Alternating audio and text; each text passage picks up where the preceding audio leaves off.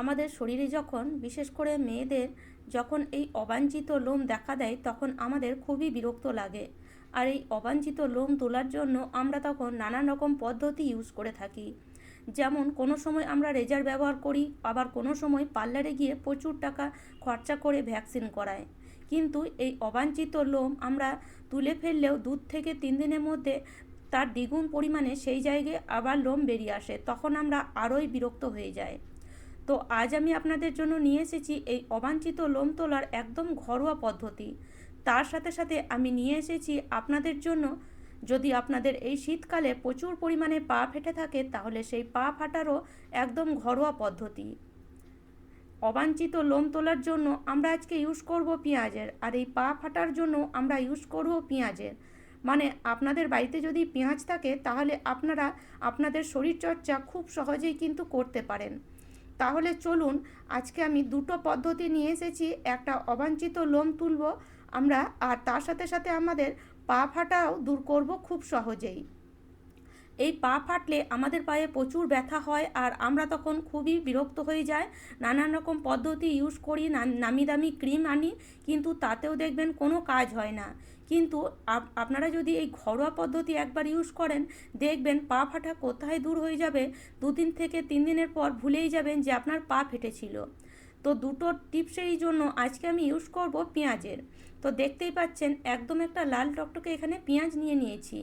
আর এই পেঁয়াজ যদি আপনারা ঠিকঠাকভাবে ইউজ করেন তাহলে আপনাদের স্কিনের জন্য কিন্তু আপনারা অনেক রকম পদ্ধতি ইউজ করতে পারবেন। মানে অনেক রকম ঘরোয়া পদ্ধতি আপনাদের স্কিনে আপনারা ইউজ করতে পারবেন, যেটা আপনাদের বাজার থেকে আর কোনো রকম নামি দামি ক্রিম ব্যবহার করতে হবে না। তো প্রথমেই আমরা এই পেঁয়াজকে এইভাবে ছুলে নেব। আর এখানে আমি প্রথমে ইউজ করব মানে পেঁয়াজটা অবাঞ্ছিত লোম তোলার জন্য। তো এখানে একটা মিডিয়াম সাইজের পেঁয়াজ নিয়ে নিয়েছি, আর পেঁয়াজটাকে এইভাবে ভালো করে ছুলে তারপরে একটা গ্রেটারের সাহায্যে গ্রেট করে নিচ্ছি। এইভাবে গ্রেট করে নিলে পেঁয়াজের যে রসটা সেটা খুব ভালো, মানে খুব ভালো পরিমাণে আপনারা পেয়ে যাবেন। সেই জন্য পেঁয়াজটা অবশ্যই এইভাবে গ্রেট করে নেবেন। এই পেঁয়াজ যদি আপনার বাড়িতে থাকে তাহলে আপনার যদি শরীরে অবাঞ্ছিত লোম খুব বেশি পরিমাণে হয়ে থাকে তাহলে একবার হলেও ব্যবহার করে দেখবেন। অনেক নামি দামি ক্রিম তো ব্যবহার করেছেন, পার্লারে গিয়েও প্রচুর টাকা খরচা করেছেন, কিন্তু একবার হলেও আমার এই পদ্ধতি ইউজ করে দেখবেন। আপনার শরীর থেকে 7 দিনের মধ্যে অবাঞ্ছিত লোম চলে যাবে। মানে একবার যদি ব্যবহার করেন তাহলে 7 দিন আপনার শরীরে অবাঞ্ছিত লোম আপনি দেখতে পাবেন না। তারপরে যদি আপনি এটাকে রেগুলার ব্যবহার করেন 1 মাসের মধ্যে দেখবেন সেই জায়গা থেকে লোম ওঠা একদমই বন্ধ হয়ে যাবে। আমরা কি করি, পার্লারে গিয়ে যদি আমরা নানান রকম পদ্ধতি ইউজ করি, আমরা যদি পার্লারে গিয়ে ভ্যাকসিন করাই তাতে কি হয়, আমাদের অবাঞ্ছিত লোম আরও বেশি পরিমাণে বেরিয়ে আসে। রেজার ব্যবহার করলেও বেশি পরিমাণে বেরিয়ে আসে, আর সেই জায়গাটাও শক্ত হয়ে যায়। কিন্তু এই পদ্ধতি আপনারা যদি ইউজ করেন সেই জায়গাটা নরমও থাকবে, আর আপনাদের শরীর থেকে অবাঞ্ছিত লোম আস্তে আস্তে ওঠাই বন্ধ হয়ে যাবে। তো দেখলেন পেঁয়াজের রসটাকে আমি ছেঁকে নিলাম, তার সাথে সাথে নিয়ে নিলাম সামান্য একটু কোলগেট। এই কোলগেট কিন্তু আপনাদের স্কিনকে পরিষ্কার করতে প্রচুর পরিমাণে সাহায্য করবে। এই শীতকালে দেখবেন আমাদের স্কিন খুবই কালো হয়ে যায়, যেটা দেখতে খুবই বিচ্ছিরি লাগে। কিন্তু এই কোলগেট আপনারা দাঁতে তো ইউজ করেনই, তার সাথে সাথে আপনাদের স্কিনেও ইউজ করে দেখুন, এত সুন্দর কাজ দেয় যে আপনারা অবাক হয়ে যাবেন। তো দুটো জিনিসকে প্রথমে কিন্তু ভালো করে মিশিয়ে নেবেন। তার সাথে সাথে এখানে নিয়ে নেব সামান্য একটু ভেসলিন।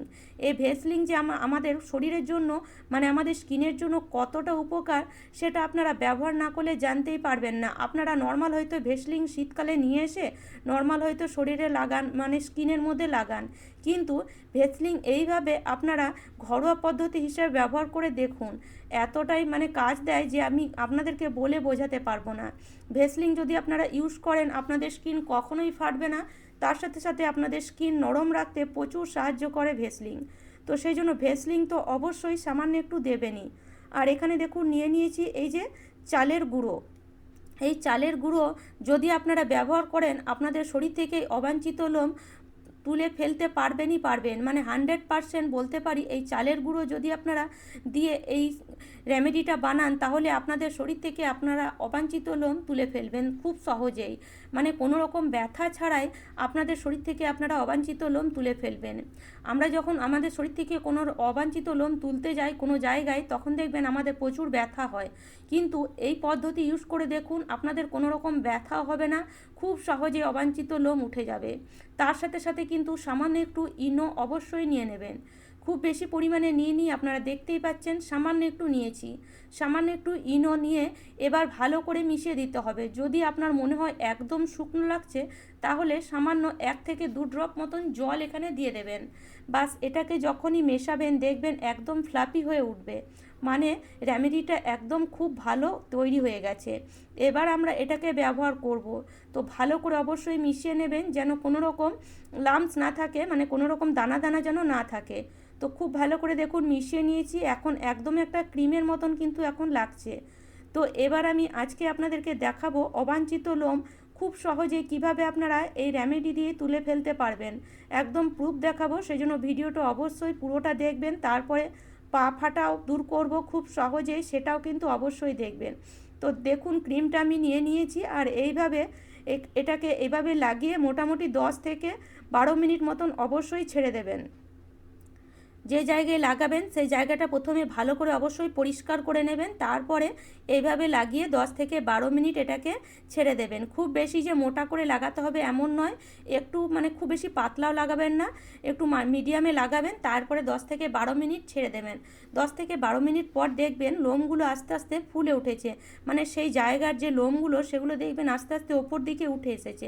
তখনই বুঝবেন যে হ্যাঁ এবার লোমগুলো উঠে যাবে। তখন আপনারা একটা টিস্যু পেপার দিয়ে এইভাবে উঠিয়ে নেবেন। দেখুন কত সহজে অবাঞ্ছিত লোম উঠে গেল, দেখতেই পাচ্ছেন। আমি সাধারণত আমার হাতে দেখাই, কিন্তু আপনারা কমেন্টে জানান যে আপনার হাতে তো লোমই নেই। তবে আজকে আমি আমার শ্বশুরমশাইয়ের পায়ে আপনাদেরকে দেখাচ্ছি, দেখুন কত সহজে অবাঞ্ছিত লোম উঠে যাচ্ছে। তো এইভাবে আপনারা কিন্তু খুব সহজেই অবাঞ্ছিত লোম তুলে ফেলতে পারেন। আপনাদের শরীরে যে কোনো জায়গা থেকে আপনারা এই অবাঞ্ছিত লোম তুলে ফেলতে পারবেন। দেখতেই পাচ্ছেন একদম আমি 100% রেজাল্ট আপনাদেরকে দেখালাম, কত সহজে দেখুন অবাঞ্ছিত লোম উঠে গেল। তাহলে এই অবাঞ্ছিত লোম তুলতে আপনাদের এখন কোনো রকম ব্যথা হবে না, আর আপনাদের পার্লারেও যেতে হবে না, আর আপনাদের কোনো রকম রেজারও ব্যবহার করতে হবে না। খুব সহজেই কিন্তু আপনারা এই অবাঞ্ছিত লোম এই ঘরোয়া পদ্ধতি ইউজ করেই তুলে ফেলতে পারবেন, যেগুলো সব সময় আমাদের ঘরেই থাকে। তো দেখতেই পাচ্ছেন দেখুন এখন দেখুন এই পাটা কত সুন্দর পরিষ্কার লাগছে, আর আমরা আমাদের শরীর থেকে যখন অবাঞ্ছিত লোম তুলি সেটা পায়ে হোক হাতে হোক, দেখবেন জায়গাটা খুবই পরিষ্কার লাগে। আর দেখুন এখন যেহেতু আমরা এখানে কোলগেট ইউজ করেছি সেই জন্য পরিষ্কারও লাগছে, আর ভেসলিন ইউজ করার কারণে দেখুন একটা গ্লেজ ভাবও আছে। তো চলুন আরেকটা পদ্ধতি দেখিয়ে দিচ্ছি, যেটাতে আপনাদের পা ফাটা খুব সহজেই দূর হয়ে যাবে। তো যদি আপনাদের পা খুব বেশি পরিমাণে ফাটে তাহলে এই রেমেডিটা একবার হলেও ব্যবহার করে দেখবেন, এক রাতেই আপনারা রেজাল্ট পাবেন। 100% গ্যারেন্টি দিয়ে বলতে পারি এক রাতেই আপনারা ভাবতে পারবেন না যে আপনার পা ফাটা এতটা পরিমাণে কিভাবে ভালো হয়ে গেল। তো তার জন্য দেখুন এখানে নিয়েছি একটা লাল সাইজের পেঁয়াজ, আর লাল সাইজের পেঁয়াজ নেওয়ারই একটু মানে চেষ্টা করবেন যে লাল পেঁয়াজটা কিন্তু খুব তাড়াতাড়ি কাজ করে। লাল পেঁয়াজটা নিয়ে এইভাবে একইভাবে আমরা গ্রেটারের সাহায্যে গ্রেট করে নেব। এই পেঁয়াজ যদি বাড়িতে থাকে তাহলে আপনারা খুব সহজেই কিন্তু যে কোনো স্কিনের রেমেডি বানিয়ে নিতে পারেন, কেননা এই পেঁয়াজ আমাদের শরীরের জন্য কিন্তু প্রচুর উপকার। তো সেই জন্য এই পেঁয়াজ অবশ্যই বানিয়ে নেবেন। এই পেঁয়াজ অবশ্যই বাড়িতে রেখে এইরকম রেমেডি বানিয়ে দেখবেন, এত তাড়াতাড়ি কাজ করে যে বাইরের কেমিক্যালযুক্ত যে কোনো আমরা ক্রিম বা যে কোনো জিনিস ব্যবহার করার আগে এই রেমেডিগুলো অবশ্যই একবার হলেও বানিয়ে দেখবেন। খুব তাড়াতাড়ি কাজ করে, আর এত সুন্দর কাজ করে, আর এত কম খরচে যে আপনারা অবাক হয়ে যাবেন। তো দেখুন এখানে আমি পেঁয়াজটাকে গ্রেট করে নিয়েছি, আর গ্রেট করার পরে পেঁয়াজটা এবার আমরা ব্যবহার করব আমাদের পা ফাটার জন্য। তো পেঁয়াজটা গ্রেট করার পরে তো একটা বাটির মধ্যে নিয়ে নিয়েছিলাম। এবার পেঁয়াজটাকে ছেঁকে নেব। তো ছেঁকে নেওয়ার জন্য একটা কাপড়ের মধ্যে নিয়ে এইভাবে নিয়ে নিচ্ছি। পেঁয়াজের রসটাই আমরা নেব। আমরা লোম তোলার জন্য পেঁয়াজের রসটা ব্যবহার করেছি, আর আমাদের পা ফাটা ঠিক করার জন্য আমরা পেঁয়াজের রসটাই ব্যবহার করব। এই শীতকালে প্রচুর মানুষের পা ফাটে, কেউ বলতে পারবে না যে আমার পা ফাটে না, কম বেশি সবার পা ফাটে। তো পায়ের যত্ন এই শীতকালে অবশ্যই নেবেন, কেননা পায়ের যত্ন যদি আপনারা না নেন তাহলে কিন্তু পা বেশি পরিমাণে ফাটে। যতটুকু সময় পান পায়ের যত্ন কিন্তু অবশ্যই নেবেন। এবার এখানে নিয়ে নেব 1 থেকে 1.5 চামচ পরিমাণে লেবুর রস। এই লেবুর রস যদি আপনারা ব্যবহার করেন, আপনার পায়ে যত নোংরা আছে সব নোংরা কিন্তু বেরিয়ে যাবে। মানে পা ফাটার মধ্যে যত নোংরা আছে সেটা বেরিয়ে যাবে। তার সাথে সাথে 1/2 চামচ পরিমাণে হলুদ গুঁড়ো নিয়ে নিলাম। হলুদ গুঁড়ো কী হয়, অ্যান্টিসেপটিকের কাজ করে, সেই জন্য এখানে হলুদ অবশ্যই দেবেন। পায়ে যদি পা ফেটে যদি রক্ত বেরিয়ে গেছে তাহলে হলুদ দিলে কিন্তু সেই ঘা তাড়াতাড়ি কিন্তু ভরে উঠবে। আর তার সাথে সাথে 1/2 চামচ পরিমাণে চিনি কী হবে, স্ক্রাবারের কাজ করবে। আর তার সাথে সামান্য একটু কোলগেট অবশ্যই দেবেন, কেননা পা ফাটলে বা সেই জায়গায় দেখবেন প্রচুর কালো হয়ে যায়। পা আমাদের শীতকালে এমনি আমাদের হাত পা প্রচুর কালো হয়ে যায়। তো যদি কালো ভাব থাকে তাহলে সামান্য একটু কোলগেট দিয়ে দেবেন, এতে কিন্তু সেই জায়গাটা আপনার পরিষ্কার লাগবে। এবার সব জিনিসগুলোকে খুব ভালো করে মিশিয়ে নিতে হবে। দেখতেই পাচ্ছেন ভালো করে মিশিয়ে নিয়েছি, তবে এমন মেশাবেন না যে চিনিটা গলে যায়। চিনিটা কিন্তু হালকা দানা দানা থাকবে, সেরকম রাখবেন। এবার এখানে সামান্য একটু হলুদ আর সামান্য একটু নিয়ে নিয়েছি লবণ, 1/2 চামচের মতন দুটো জিনিস নিয়েছি। তার সাথে বাকি যে লেবুর রসটা ছিল সেটা দিয়ে দিচ্ছি। তো মোটামুটি 1 চামচের মতন আবার এখানে লেবুর রস দিয়ে দিলাম আলাদা একটা জায়গার মধ্যে। এবার 3টে জিনিসকে ভালো করে মিশিয়ে নেব। তো দুরকম আমি এখানে রেমেডি বানালাম। তো দুরকম রেমেডি কিভাবে ইউজ করব তো চলুন দেখে নিই। তো যে লেবুর খোসাটা আছে সেটা কিন্তু ফেলবেন না, সেটাও কিন্তু এই পা ঘষার জন্য খুবই কাজে লাগবে। তো এখানে একটা বড় জায়গা বা গামলার মধ্যে আমি নিয়ে নিয়েছি উষ্ণ গরম জল, তার সাথে যে হলুদ লবণ আর আপনার লেবুর রসটা ছিল সেটা দিয়ে দিলাম। আর তার সাথে সামান্য একটু শ্যাম্পু এখানে দিয়ে দিচ্ছি। যে কোনো শ্যাম্পু নিয়ে নেবেন, ঘরে যেটাই থাকে সেটাই সামান্য একটু দিয়ে দেবেন। বাস এই জিনিসগুলোকে মিশিয়ে এবার আপনারা আপনাদের পা দুটো চুবিয়ে রেখে দেন 10 থেকে 15 মিনিটের মতন। তো যখন দুপুরবেলায় যদি সময় থাকে, যদি বসেন রোদের মধ্যে, তাহলে এইভাবে পা চুবিয়ে রেখে দেন। দেখবেন 10-15 মিনিট চোবানোর পরে আপনার পাটা একদম পায়ের যে নোংরা সেটা ফুলে উঠবে। আস্তে আস্তে সেই নোংরাটা পরিষ্কার করে নেবেন। তো দেখুন এইভাবে এই পাটা জলের মধ্যে রাখার পরে পায়ের নোংরাটা যখন ফুলে উঠবে, তখন যে লেবুর খোসাটা আছে সেই লেবুর খোসাটা দিয়ে পাটাকে এইভাবে একটু ভালো করে ঘষে নেবেন। ঘষলেই দেখবেন নোংরাগুলো আস্তে আস্তে উঠে যাচ্ছে। একদম যে শক্ত ব্রাশ হয় সেটা কিন্তু কখনোই ব্যবহার করবেন না। শক্ত ব্রাশ যদি ব্যবহার করেন তাহলে কিন্তু পা আরও বেশি শক্ত হয়ে যায়, পায়ের চামড়া, তাতে কিন্তু পা আরও বেশি ফাটে। সেই জন্য একদম যে নরম ব্রাশ হয়, যেটাতে আপনারা ধরুন দাঁত মাজেন, সেই ব্রাশ আমাদের বাড়িতে পড়েই থাকে। আমরা দাঁত মেজে যখন নষ্ট হয়ে যায় ব্রাশ রেখে দিই, তো সেটা দিয়ে একটু ঘষে দেবেন। খুব ভালো করে ময়লাটা তোলার পরে তারপরে আপনারা পায়ের মধ্যে এই যে রেমেডিটা আছে সেটা লাগান। পাটাকে ভালো করে মুছে, যদি সময় থাকে আপনাদের কাছে তাহলে দুপুরবেলাতে অবশ্যই লাগাবেন। আর রাতের বেলায় যদি হয় তাহলে রাতের বেলায় লাগাবেন। যখন আপনারা সময় পান তখন এটাকে লাগিয়ে দেখুন। একদিনেই আপনারা বুঝতে পারবেন যে আপনাদের পা কতটা নরম হয়ে গেছে আর যে ফাটাগুলো ছিল সেটা কতটা ভরে গেছে। এইভাবে হাত দিয়ে লাগাবেন আর একটু হালকা হাতে ম্যাসেজ করে নেবেন। তো দেখতেই পাচ্ছেন আমি এইভাবে হাত দিয়ে লাগাচ্ছি। আমার পা কিন্তু খুব একটা ফাটে না, তবে এমন বলবো না যে আমার পা ফাটে না। আমি যেহেতু যত্ন নিই সেই জন্য হালকা ফাটে আবার ঠিক হয়ে যায়। তো এই রকম কিন্তু আপনারা যদি পায়ের যত্ন নেন তাহলে আপনাদের পা কিন্তু শীতকালে খুব কম ফাটবে। মানে আর এইভাবে যদি প্রত্যেক দিন আপনারা যত্ন নেন দেখবেন পাটা একদম নরম হয়ে যাবে।